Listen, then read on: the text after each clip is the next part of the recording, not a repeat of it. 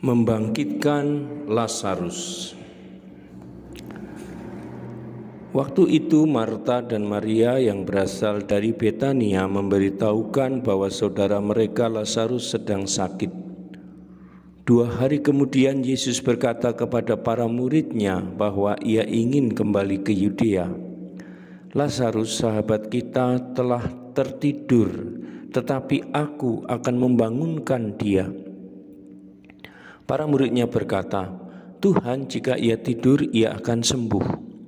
Yesus tidak mengatakan bahwa Lazarus sudah mati, tetapi mereka berpikir bahwa ia berbicara tentang tidur dalam arti biasa. Kemudian Yesus berkata kepada mereka secara terus terang, Lazarus sudah meninggal, tetapi aku senang bahwa aku tidak ada di sana, sebab demikian lebih baik bagimu, supaya kamu akan percaya. Bagaimanapun, marilah kita pergi kepadanya. Ketika Yesus tiba, ia mendapati bahwa Lazarus sudah 4 hari terbaring di dalam makam. Sementara itu banyak orang telah datang dari Yerusalem untuk mengungkapkan simpati mereka kepada Marta dan Maria. Marta mengetahui bahwa Yesus datang dan ia pergi untuk menemuinya. Marta berkata kepada Yesus, Tuhan, seandainya engkau ada di sini, saudaraku tidak akan mati.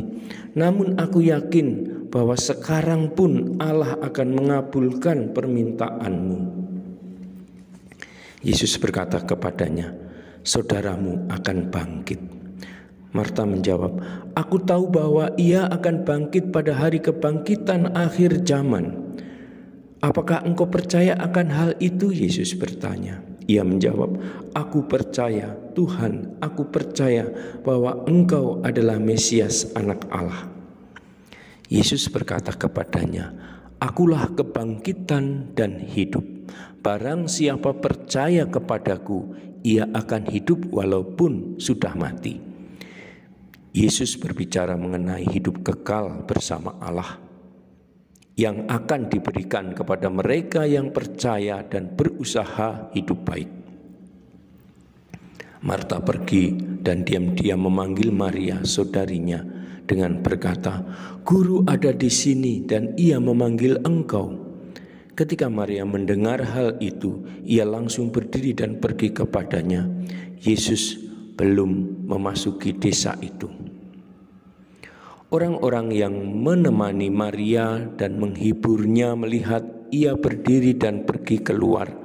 Lalu mereka mengikutinya. Mereka menyangka bahwa ia akan pergi ke makam untuk menangis. Maria tiba di tempat Yesus dan ketika melihatnya, ia berlutut dan berkata, Tuhan, seandainya engkau ada di sini, saudaraku tidak akan mati. Ketika Yesus melihat dia menangis dan juga orang-orang yang bersamanya menangis, hatinya sangat terharu. Ia berkata, di mana engkau telah membaringkan dia? Mari dan lihatlah, kata mereka. Yesus mengeluarkan air mata. Beberapa orang berkata, lihat betapa ia mengasihi Lazarus. Namun yang lainnya lagi berkata, orang ini telah membuka mata orang buta. Tidak mampukah ia bertindak sehingga orang ini tidak mati? Maka masyhur pulalah hatinya dan Yesus pergi ke kubur itu. Kubur itu adalah sebuah gua yang ditutup dengan batu. Yesus berkata, angkatlah batu itu.